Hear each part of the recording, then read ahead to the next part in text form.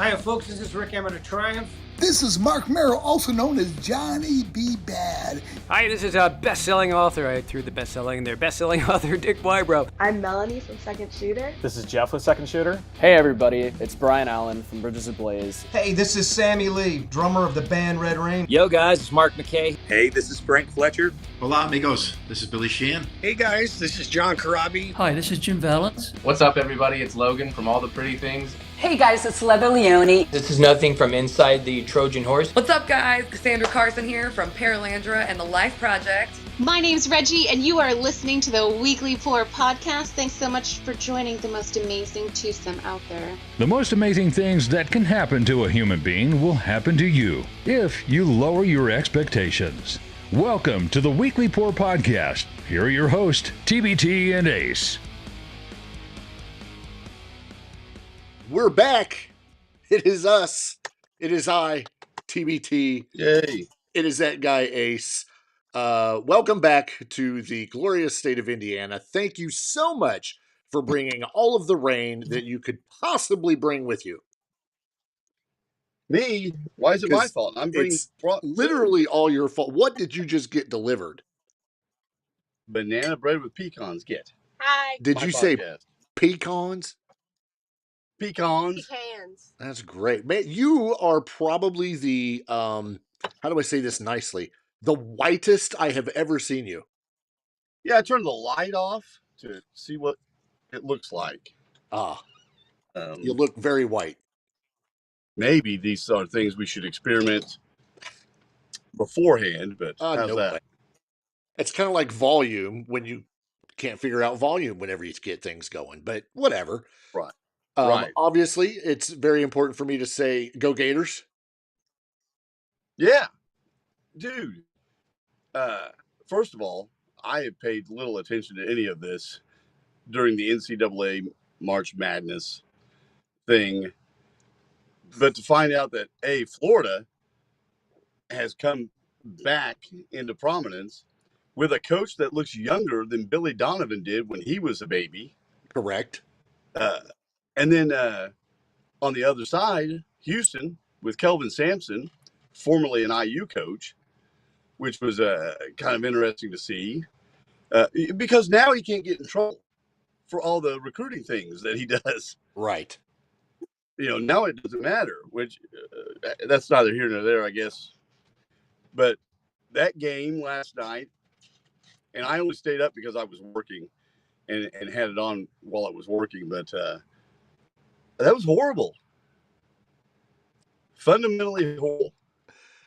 I will admit that I didn't even watch it. The only game I watched was, I think, Saturday, and it was so I could watch Duke get beat.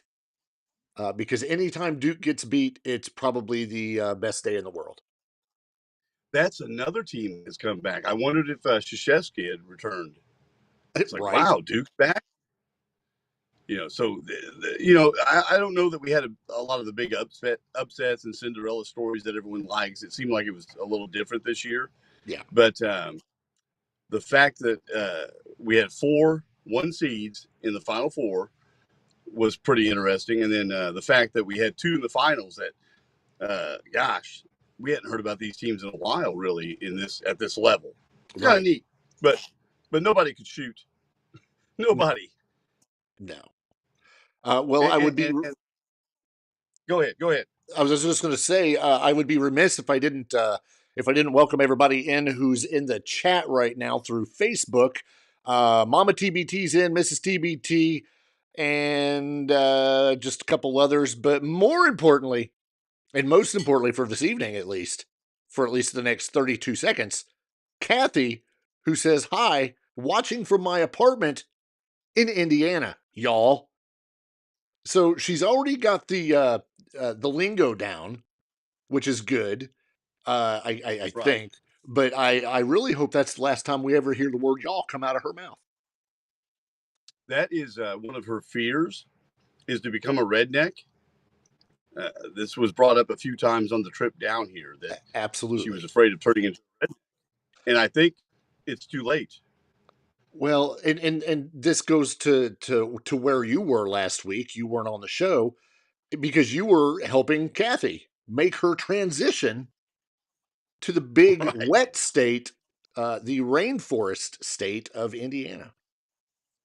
You know, you weren't the only person when I was coming into Indiana with a 28-foot lightning rod and a car attached to it. Right. You weren't the only person to warn me of the incoming weather, which I appreciate. That was nice of people to let me know that I was going to die on my return. Yeah. And and it was horrible. Oh, it was insane. And we were lucky. We got to the apartment. We unhooked the car hauler. We got the car off, all that stuff. And by the time I got home, then calamity happened. Yeah. So luckily, I wasn't driving in the rain. Yeah, the very first time, the only time I can think of that I have ever jumped out of a bed so fast, with the exception of that one time when I was a teenager, I jumped out of the bed so fast, freaked out because of noises, and it was, and this is what people tell you. You hear what's like a freight train when there's tornadic activity, funnel clouds, whatever, near you. And we heard that. And I said, holy crap, jumped up, was getting ready to run to the safe room with the dogs. Then I went to go get the wife. But it was fast. It was just like that. It was gone. And I was like, there's no way. Because, there were warnings, for our area, but there was nothing substantiated until the next day when I watch, and you can see, on the news reports that where we are, there was rotation that went basically right over our house. And I was like, that was it. That is exactly what we heard. And it ended up, I guess it was an F0 or whatever it is that touched down southeast of a town north of here. So I was like, holy crap. That's the first time I've ever been scared of like a storm. And we're talking hurricanes, earthquakes. I had to post something about it on my stupid Facebook. I've been through all that stuff only to be freaked out by that. That was intense. Don't forget the Bermuda Triangle. That numerous trips through the Bermuda Triangle. Right. So don't forget that. But so you didn't make it outside to actually see Toto flying overhead or cows wrapped up in the wind. It was dark. I wouldn't have been able to see anything anyway. Yeah. Yeah. Well, we get Kathy at the apartment. We unhook things like I told you. And we know the weather's coming. She knows the weather's coming. And we told her to come to our house. We have a basement. Just hang out at our house, whatever, spend the night. But no, she's not wanting to spend the first night in her new apartment, not in her apartment. So I said, well, because she's got a second floor. The bathroom is on the second floor. And you know how they tell you to get in the bathtub? Like, that wouldn't be a good idea on the second floor to get in your bathtub. No. So the safest place for her at the time was under her staircase. So she huddled under the staircase long enough for me to get home, and then turn around and go pick her up and bring her here. Well, the funny thing is, she's got Toto with her. Kiefer, Toto, wrong. The dog. So yeah, what a warm welcome for her too. We have torrential downpours. We have the most rain we've had since like 1624. Right. We've got tornadoes. Last night we're in a freeze warning. So I'm figuring by Friday it'll be about 95. Oh, exactly. Yeah. We have to give her. We have to welcome her to Indiana with all the seasons, all the weather. Here you go. Once. Yeah, at once. Yeah. So, So welcome, Kathy. I promise so it does get better. Right. The trip, other than that, was uneventful. Good. Pretty much. We didn't have any issues getting back down here. I've driven that trip numerous times, so it wasn't a big deal. So lucky for that. Yeah, it was great to be able to keep up with the trip simply by watching Kathy's Facebook posts. Right. She was diligent on making sure she marked what states we went through and the condition of keeper in the seat and things like that. He's curled up sleeping. He's still curled up sleeping. That dog was the best. He never made a knew. peep. I think he slept the whole way. Probably. Yeah, it was great. I would have too. I mean, if it were my dogs, they'd be in my face. They'd be all up and down all over the place. Yeah. Jumping out windows. Yeah. On the dashboard. Oh, it'd been awful. Yeah. Well, you weren't here last week. It was April. Was it April 1st? It was April Fool's Day. Yes. I epically failed at trying to tell people. I tried. I didn't even put up the video. All you had was the logo. Tried to do something different just because I didn't want to not have a show, even though you weren't here. And I did a little thing on record stores, really in honor of Kathy and her whole situation. But yeah, and then I get chastised for not putting the video up, for not being live, even though it was live. So I'm like, you know what? I ain't doing it ever again. You just wait till next April 1st when he goes to Florida to pick up someone else. Yeah, right. And I'll have a left again, departed. My contract was up. Yeah. I'm glad you re-signed. Yeah, me too. I listened to what you had to say, and it wasn't bad at all. You did a good job. What'd you do? 28 minutes or so, something like that. Yeah, it's very, very not compared to our hour. So yeah, it was very short. It was 20. I think it was 27, 28 minutes. Right, but you hit some good highlights in there, and it got me thinking about, because you mentioned that we haven't talked about some of these things. We kind of have, just not in depth. Right. Which is what you did, something a little bit more in depth. But you were talking about, and I've mentioned this before, and you've mentioned it before on the podcast, how the thing we miss today are the physical things, the physical copies of holding the record, open up the gatefold, the inner sleeve, seeing the lyrics. And for a nerd like me, looking to see who produced the record, looking to see who played on the record, things like that. The artwork. The artwork to me, yeah, that's one of the biggest things we miss is that. And plus, like you said, the vibe of going into your local record store. Yeah, right. And just nosing around and seeing what's new and talking to the people that work there and, that sort of thing. So these are things you can't just replace with a digital copy that you pull out from space into your phone. And I like the convenience of it, but it's sad that like most kids these days aren't going to have that physical and emotional connection to their music. So just some thoughts I had on it that you talked about that I thought you did well on. Yeah, the thing I think that maybe kids could relate to, at this time is going to, I'm guessing here, going to a comic book store when you're thumbing through the comics and you're looking for, that one issue. To me, it's a lot like that. I mean, I don't know if people still do that. I know there was a time where you could get your comic books literally like on your tablet. But to me, that is certainly not the same as, flipping those pages and, looking up at the corner to find which edition is it. And is it the one that's got, that's got this special thing, or what? So I remember those days as well. But you don't have record stores like you used to. You don't have comic book stores like you used to. There are apps that you can get trading cards, like baseball cards, football cards, stuff like that. And you know who puts it out?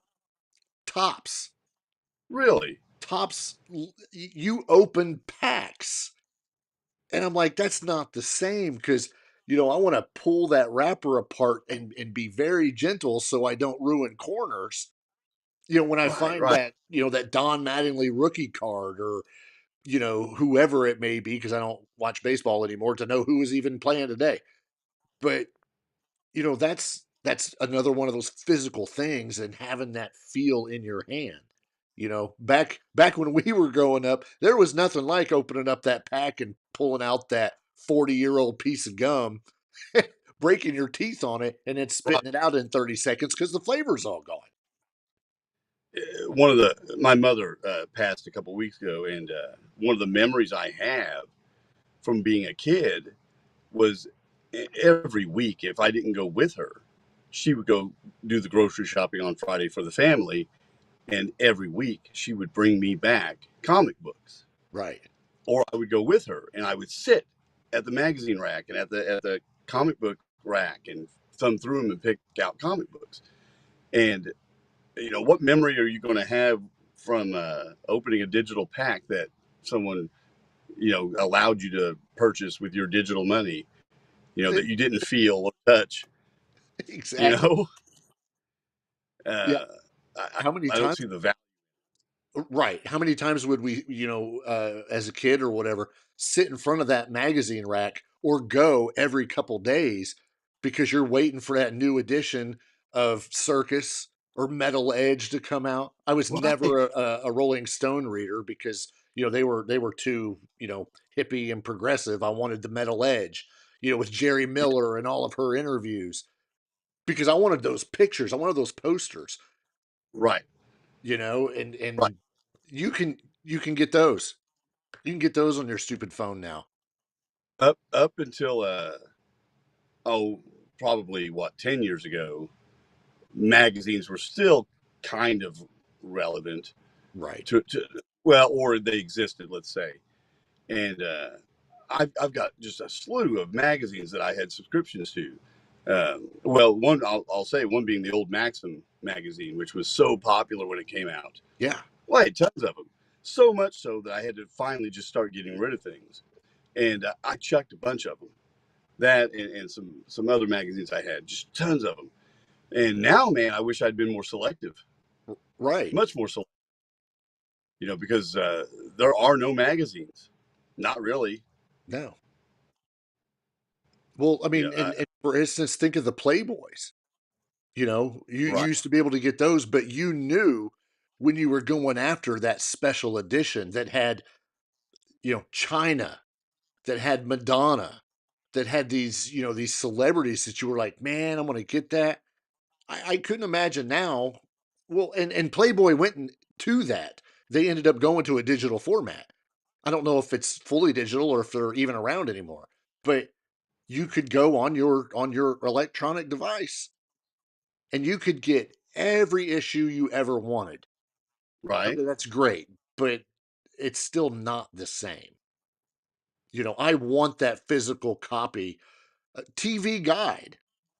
I want that TV guide with Sting and Goldberg on the front cover because it's never been done before. This is huge. You have those, but I mean, what's it worth on a stupid device? Do you have those? You mentioned TV Guide and magazines like that. Those had reporting in them. Not just the TV listings, but articles about the upcoming new fall season and interviews with actors and cool stuff like that.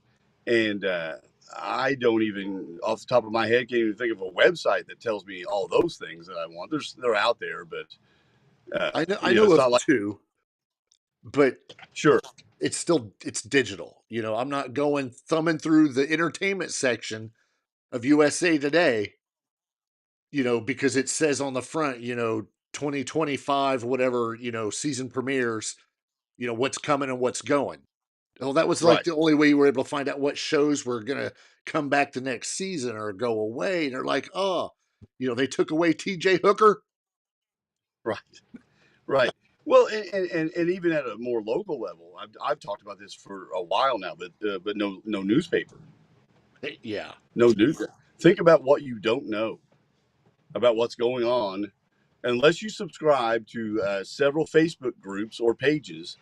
You know, the city you live in, the PD that you have, the fire department, and all the people that issue statements. Then you piece together like a little puzzle what the news of the day is. Let alone the one we have here in town. What is it? 3 times a week you get it in the mail, maybe. If you're lucky. If you're lucky, no local news in it. Barely local sports. Yeah. Barely. I have no idea half the time what the local sports teams do because I don't have a kid in sports. If you had a kid in sports, that may be different. But yeah, you're having to just piece it all together.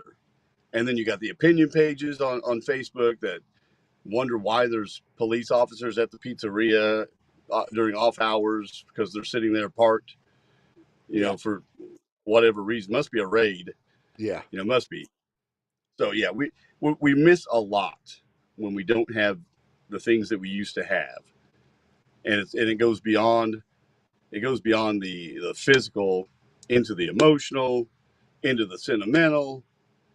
The advantage is today, they don't have all that crap to get rid of. True. You know, they don't have all of that. I've got so much stuff here that when I die, my children might as well just torch the house because they can't get rid of it all. Well, in a perfect example is what you have behind you. You know, those things you have behind you, those of what you have collected, because that's what we remember. That's what we did, was have those physical things. I want to say Kathy was on, one time, and we were talking about the physical tickets for concerts. Yes. And now they're all on these. Is it convenient? Absolutely. But give me the option. Right. Give me the option. Yeah. I have seen a couple concerts lately that are ticket only, like physical ticket. Right. That you have to order and get in the mail and that sort of thing. I've got a drawer full of those. I don't know if you have all your concert tickets from back in the day, but I have a few.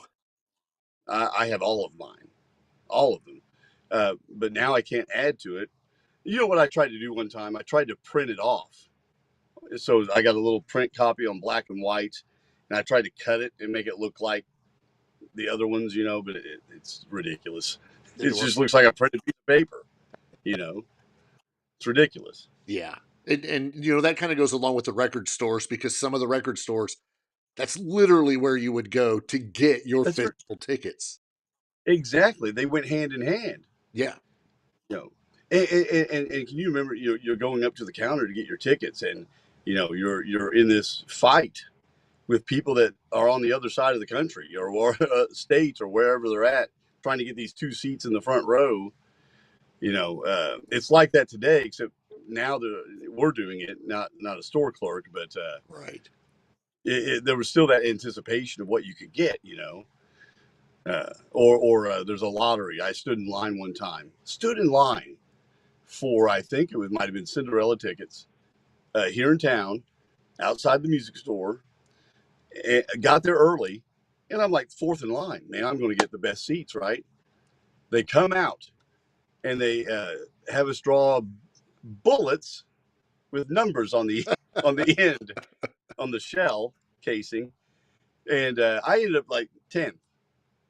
I'm like, I got here early for what the heck? So, you know, the fun memory. What's the fun memory except you sat in the queue trying to buy Taylor Swift tickets for 6 hours. Been there, done kicked that. out right. You get kicked out and all this, and then you complain about it on a podcast. So, you know, it's cool that we have these memories, you and I and people of our generation, you know, and maybe just a little younger than we are. But man, I don't know, man. We're missing out on so many cool things. Yeah. It's sad, and the record store goes hand in hand with that. You know, the slow, visible decline of the record store and bookstores and places like that. It's sad to see. Yeah, decline of the Western civilization. Right. Well, that was great stuff, though. I love some that fun show. stuff. The middle years. Yeah. So yeah, we've already went off the rails with this episode. This is not even anything we were going to talk about tonight, but it's good. we just kind of ad-libbed the whole thing and went over some stuff. Hopefully brought up some memories for other people too. And you real quick while you were talking about how your mom would bring you back a comic book or something. Mine, Mama TBT, worked at a drugstore. So she would know, and drugstores are where you could get your sports cards. At the time, for me, baseball cards. Right. So she did everything there, inventory and all that. So she knew when the truck was coming in, or knew that the truck came in and the boxes were going to be there. And that's what she would do. She would grab a box, use her employee discount. Me and my buddy that lived in the apartment across the hall, and she'd be like, I got you guys cards. And, it was the coolest thing. Yeah. Now all she's got to do is, hey, I'm going to Venmo you the money to get, your digital cards. It's just not the same. Or she buys them and then just shares them to you. Right. Right. Well, here I took a picture, Oh, this actually leads into something that's still totally not what we were talking about, but we're talking about losing things that aren't coming back. I crap you not, no more than an hour ago, I watched a video clip where scientists have brought back the extinct dire wolf. And I was like, yeah, whatever. Comes to find out, it was legit. They've brought these things back. Yeah. It's 2025, and we just brought back dire wolves. Everybody knows, the dire wolf from Game of Thrones. But now we've got dire wolves again. Started with a gray wolf, 99.5% of its genome or its, I don't know, it's Ramswamy, whatever. And they brought it back, and now there's 2 dire wolves floating around. Both male? I don't know. But after the initial shock wore off about that, I was then shocked to find out that in the same broadcast, they said that they anticipate bringing back the woolly mammoth by 2028. And I'm like, that's a long ways away. And then I realized that's 3 years. Yeah, that's not that far, dude. We are in the process of reliving or living Jurassic Park. Well, that's what I was thinking. I heard a while back that they were working on pulling out, dinosaur DNA, and they were going to be able to recreate things. I thought we saw a movie or several about how this is a bad idea. Right. So why are we doing it? And then as far as the dire wolf, are people just sitting around like scientists and they're like, man, Game of Thrones, that's some cool stuff. I bet we could do that. Let's try. Hey, go exhume some bodies. Let's see if we can make White Walkers. Let's do that. Is that what's next? I think so. Stuff like that. It's just, yeah. Who pays for this? I don't know. Because I don't want to die because, there's some funding to bring back woolly mammoths, and then they throw me up in their woolly tusks. And I don't want to get ate by a T-Rex. I'm out mowing, trying to enjoy the day, and here's right. Because we have proven you cannot contain these creatures. Yeah, it's proven. We have documentaries that this cannot be done. These are dinosaurs. Whatever. Yeah. Whatever. Kathy, back to the tornadoes. I thought I was going to die. Sirens were so loud. Yes. Oh, well, even better. Back to that. Friday.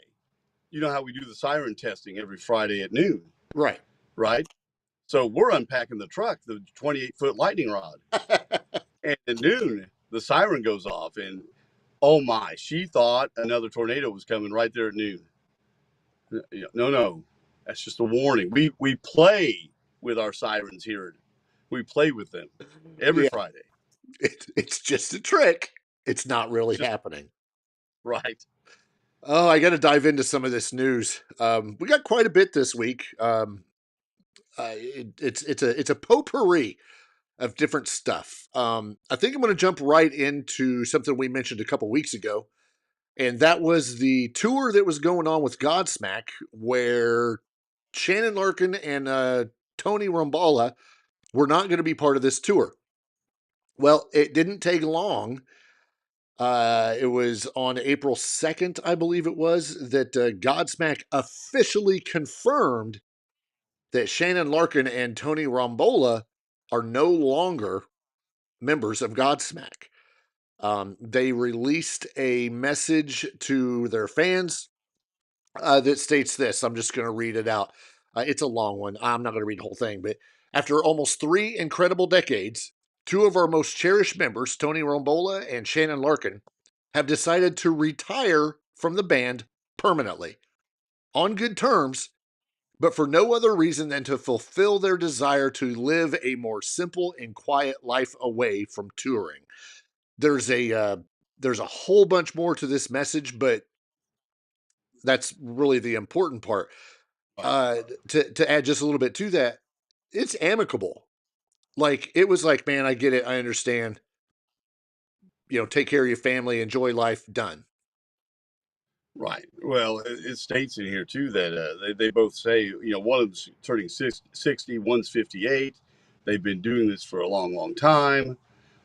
I'm all right with stuff like that. When you're done and you've achieved everything you think you want to do in music like that, why just go on forever if you don't want to? Right. I mean, they could out of obligation, that sort of thing. But I admire the fact that they know it's time and they're not mad. No one got fired. It's just, we're done. And you don't seem to want to stop. So good for you, but we're done. Yeah.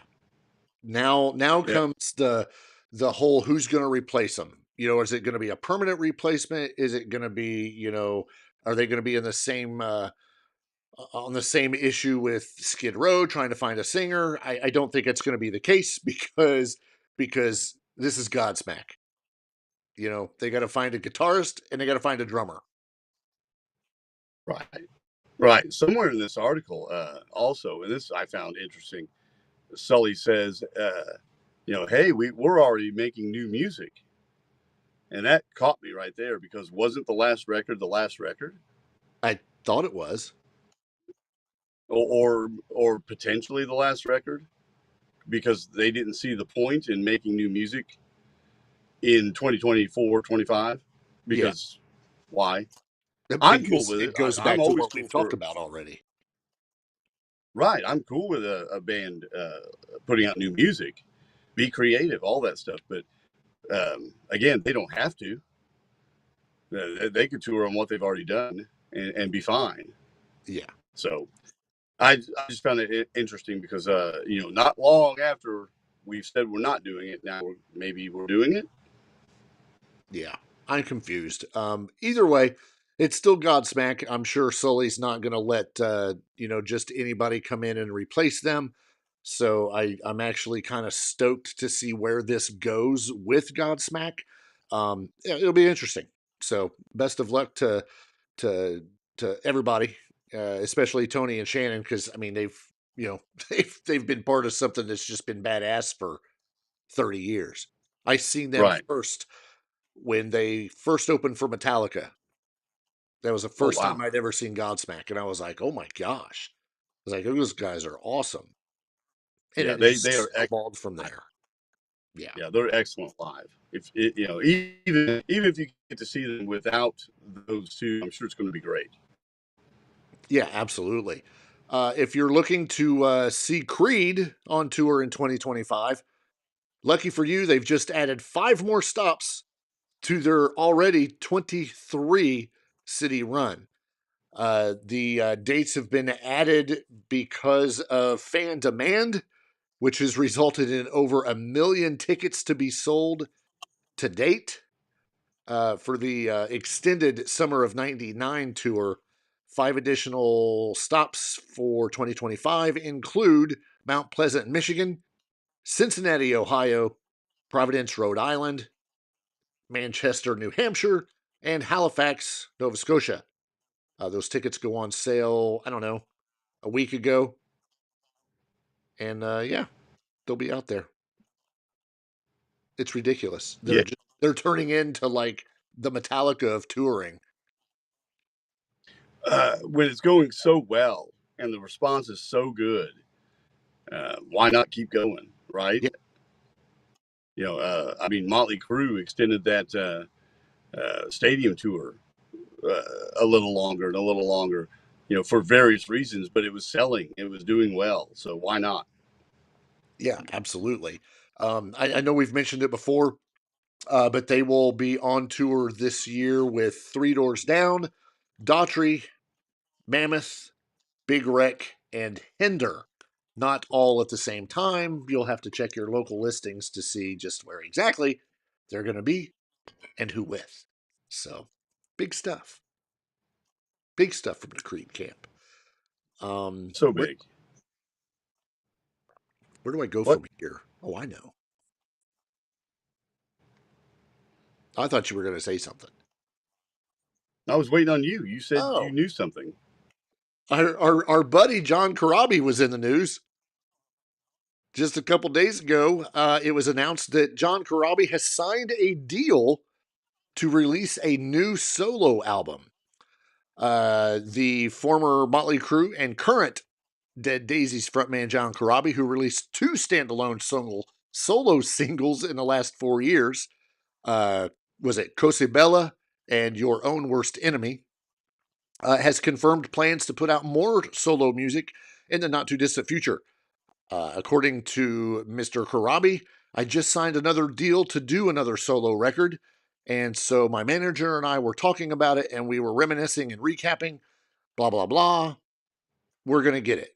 We don't know when, but we're going to get another solo record from Corabi, which for me, I absolutely love. I totally dig his solo stuff. I have no doubt in my mind that it's going to be an absolute banger. That's what the kids say. Right. He's very talented and just an all-around good guy. In the article, I find this interesting now. Given the history of his tenure with Motley Crue, it says, with Corabi on vocals, Motley Crue released one critically acclaimed full-length CD. I don't remember it ever being said that it was critically acclaimed when it came out. Oh, no. When it came out. Absolutely now it's not. got this. Yeah, now it's got this cult status. People are constantly ranking it as one of their favorite records by Motley Crue. Now it's critically acclaimed. So fascinating. That album and his tenure has just gave him his own personal niche in a good way with that band. Absolutely. Yeah, it's not been a bad thing. You know, we talked about before the show about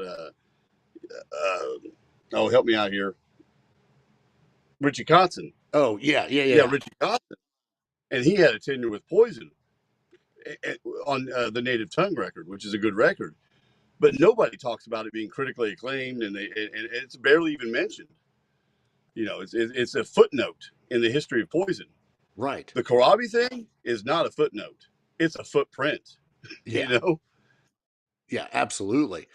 And it's funny you bring up Richie Kotzen because he's been in the news recently too, due to an interview that he had with a magazine in Australia. Apparently, Richie Kotzen, formerly of Poison for one album, also formerly of Mr. Big, and I guess I would say currently with the Winery Dogs. Right. But Richie Kotzen almost took a completely different turn to end up with none other than 9 Inch Nails. What? Really?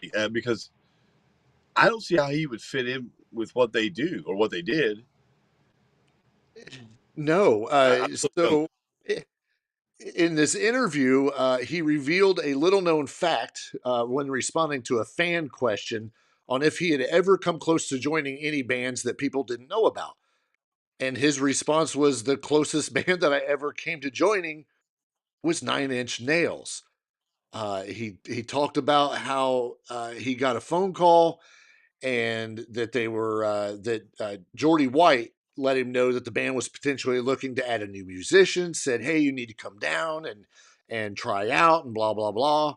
Well, he did, and he was told that you are by far the best guy that we've tried.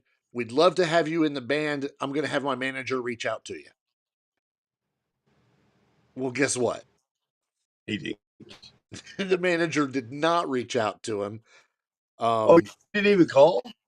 Well, I was getting to that. Eventually, he never got the call to join the group. A couple weeks went by, and he ran into Jordy and was like, what happened? And the story is that Trent Reznor from Nine Inch Nails said he didn't want to walk up to the newsstand, open up the issue of Rolling Stone magazine, and see that Nine Inch Nails just hired former Poison guitar player Richie Kotzen. He didn't want the association with a hair metal band in that camp. Right. Not necessarily Poison, just a hair band. That would have been the headline. Oh, exactly. Because that's the biggest prominent thing he had done at that point. Right. Yeah, so, I get it. And I'm kind of glad it didn't happen because we've gotten so much good stuff from him in other places. Oh, yeah. Well, and as we always say, everything happens for a reason. Him not going to Nine Inch Nails was, probably ended up with us having all the stuff that we have from him now. The whole Winery Dogs thing, the Mr. Big thing. So, yeah. All the solo work he does, because he pumps out solo work like crazy. Absolutely. He doesn't, Richie says he doesn't regret having been a part of Poison because I think we made a really great record. So I would much rather have that record live where it's living than have done any of the other stuff that I could have done. That to me is telling, especially after only being with Poison for 2 years, I think. I love Native Tongue. I was it's good. big CC fan. I still am. I think he is one of the most underrated guitar players from that era. But when Richie replaced him and they really, changed their look to more, dare I say, grungy, and their music became more bluesy to really kind of follow the Richie Kotzen kind of thing. Right. Love that album. And it's good to see that he's like, yeah, I don't regret that. Because I think personally, in the beginning for him at least, it was some of his best stuff. He, to that point, he had put out 3 solo records on a little-known record label, Shrapnel Records. Yeah. And he gets the call from Poison, and they give him carte blanche to do anything he wants. I'm talking about songwriting, solos, everything. If you look, I think at the credits for Native Tongue, he's got a hand in every song on that record. There's a live video you can watch on YouTube, and this has always surprised me, where Richie is playing the classic stuff from Poison. Not a note is what CC wrote. Yeah. Not a note. Every solo is different. So they were letting him change solos to fit him, writing songs that suited him. Now he did Stand, the song Stand. He wrote that one, and that was actually a pretty good single for them from that record. And he released his own version on a solo record of his. So, that was a really, really like watershed moment for him. I'm looking right now at the info on Native Tongue. That was 15 tracks. A lot of tracks. That's a lot of music. It was almost an hour long. It was 56 minutes and 20 seconds long. I'm looking if it says, we'd have to look at the actual liner and everything because it doesn't say online, at least where I'm looking right now. It only reached number 16 in the U.S. on Billboard. I thought it was a much better record, but then again, I don't know what they were going up against back then. What year was it? This was 1993. Think about that. The gate is crashing on those bands, right? Yep. And that album from a quote unquote hair band hits number 16. Yeah. That's pretty good. Yep. I reckon it is. Yeah, there's not a whole lot more on it, but man, what a good album. I'm gonna have to jam that one now. Right. He those 3 solo records he had put out were instrumental records also. This is before he was even trying to be a singer.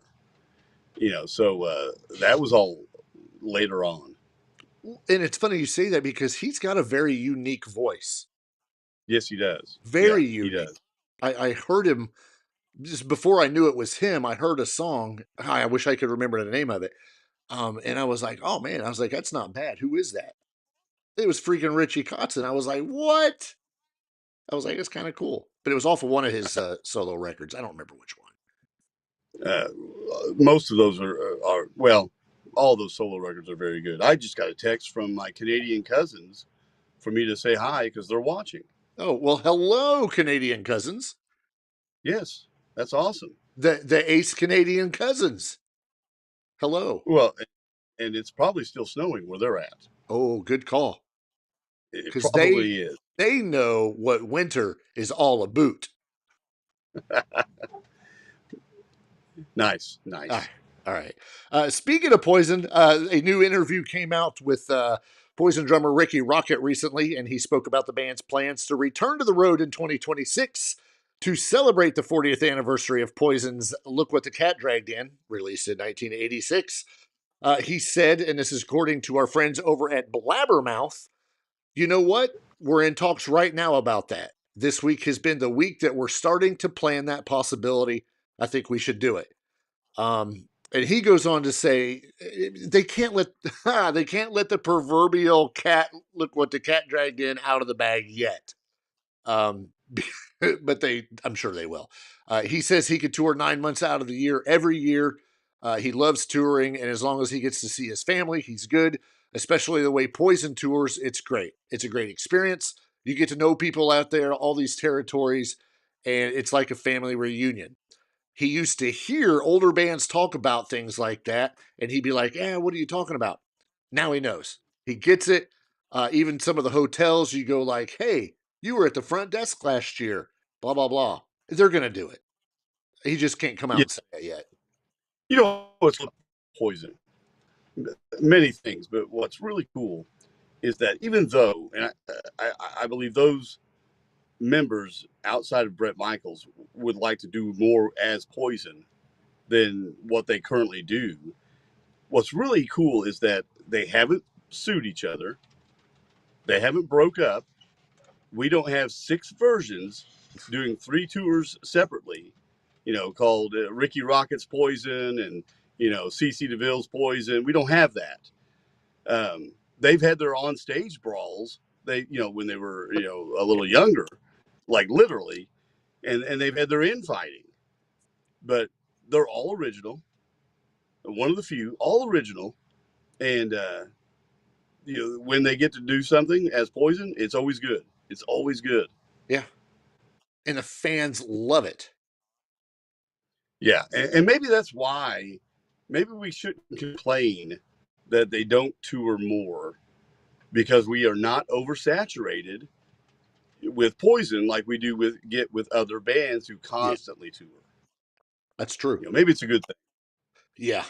I will be at whatever show I can find in 2026. Guaranteed. Because that's one tour, maybe the last one we ever get from them as the original members. I will not miss that tour. Well, and you know what'll happen? It'll be all around us, but not anywhere in our state. I will leave the country to go watch that show. Yeah, it would be good. Definitely. Yeah. We're going to finish off the last 10 minutes of this evening's show talking about Metallica because we got a few stories involving them. The first one that I'll jump into is they have announced a new film project. The film is entitled Metallica Saved My Life. It explores the world of Metallica through the lives of their fans, including the band members themselves, who have supported each other through highs, lows, trials, and triumphs for more than 4 decades. It's going to be out this spring and summer, and it's not quite finished. There is a trailer that's been released, and tickets are available now in all tour cities except for Columbus. There's 1, 2, 3, 4, 5, 6, 7, 8, 9, 10, 11, 12 different places where they're showing it at theaters, big cities, nowhere around here, nowhere around our big city. Of course. But if you're not listed, it's Syracuse, Toronto, Nashville, Christiansburg, Virginia, Bensalem, Pennsylvania, DC, Charlotte, Atlanta, Tampa, Houston, Santa Clara, and Denver, Colorado. If you are not on that list, you'll get it eventually. It'll be released for everybody later this year. But how cool is that? If you get a chance, check the trailer out. If I remember, I'll post it on our social media. It looks really good. I have to admit. Cynical Ace says they'll stream it. Yeah, it'll be on Peacock in the next 6 months. The second story about Metallica this evening is Master of Puppets has surpassed 1 billion streams on Spotify.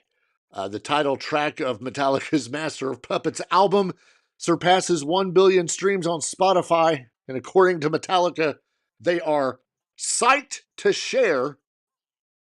The Master of Puppets just made its way into Spotify's Billions Club.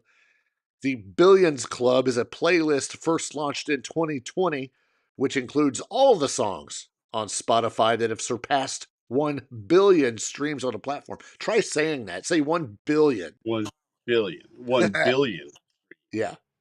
After the achievement, Spotify gifts artists, not arters. They give you arteries. They gift artists the Billions Club plaque. Others that are currently on this. Okay. Master of Puppets joins other tracks, including Nothing Else Matters for Metallica, Enter Sandman from Metallica, Dream On from Aerosmith, Eye of the Tiger from Survivor. Sweet. Last Resort from Papa Roach. Nice. Paradise City, Guns N' Roses. Bring Me to Life from Evanescence. I Want to Dance with Somebody, Whitney Houston. Oh, wow. And rounding it all out, Dancing Queen from ABBA. Really? Yeah. Could you imagine putting on that playlist and you're jamming to Master of Puppets, and here goes Eye of the Tiger, Last Resort, Dancing Queen. ABBA has a very interesting fan base that is super young. Oh, Mamma Mia, like made them superstars. Yeah, you know, my youngest daughter like knows ABBA. It always shocks me. I'm like, how do you know ABBA? But it's that movie. Yeah, I love ABBA. I just did not realize that they were on this list with, Papa Roach and Guns N' Roses and Metallica and Whitney Houston and ABBA. Where is Taylor? Surely she's got 1 billion spins of something. I'm going to say she doesn't, because if you think, I don't know, if you think about everybody on there, those are not songs that have been released within the last, I'd say 20 years. When did Last Resort get released from Papa Roach? Right. That was in the mid 2000s. So that takes a while to get to that point. It was 25 years ago. It was released in 2000. There you go. So she's got some time. The article doesn't say who's getting close. Nope. It's somebody else with the name of Taylor. I could have swore she was on it though. Well, it just I get that what you're saying because it makes sense. She's not been around long enough. But man, those kids play those Taylor Swift songs to death. Well, to death. They own them,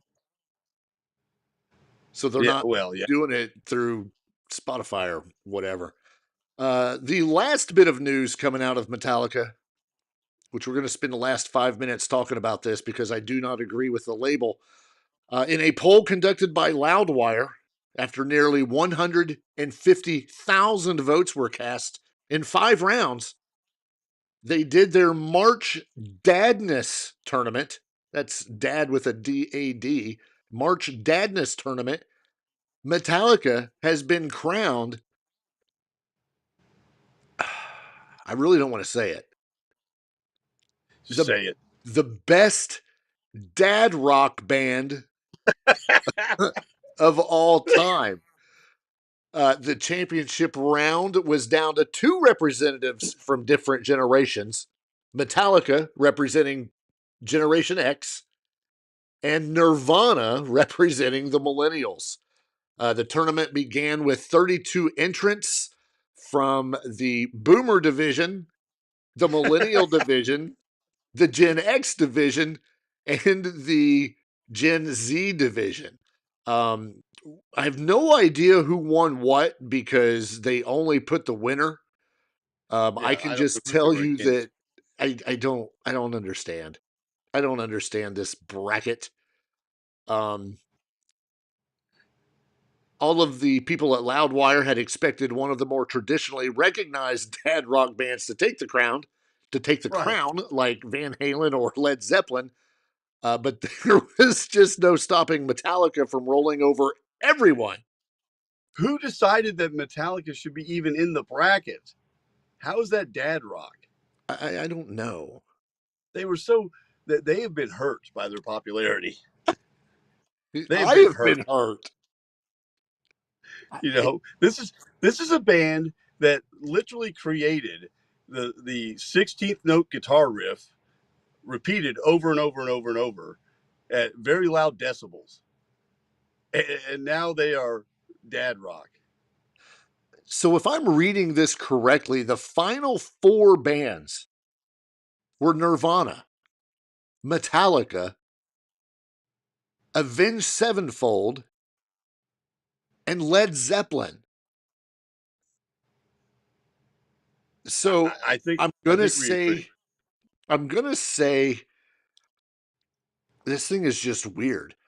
So how did Ghost get so far into this? Who did they like? They got in there pretty deep. Sorry, they beat